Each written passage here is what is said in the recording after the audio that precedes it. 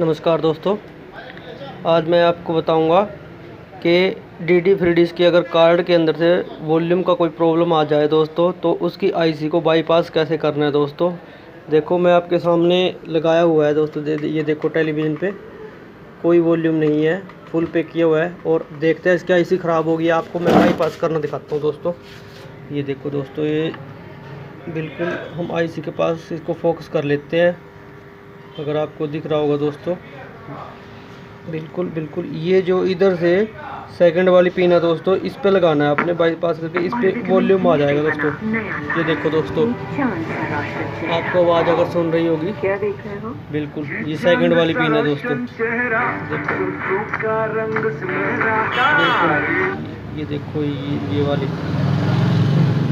देखो दोस्तों, इसी पिन पे कनेक्शन करना है दोस्तों। कनेक्शन कर लेते हैं।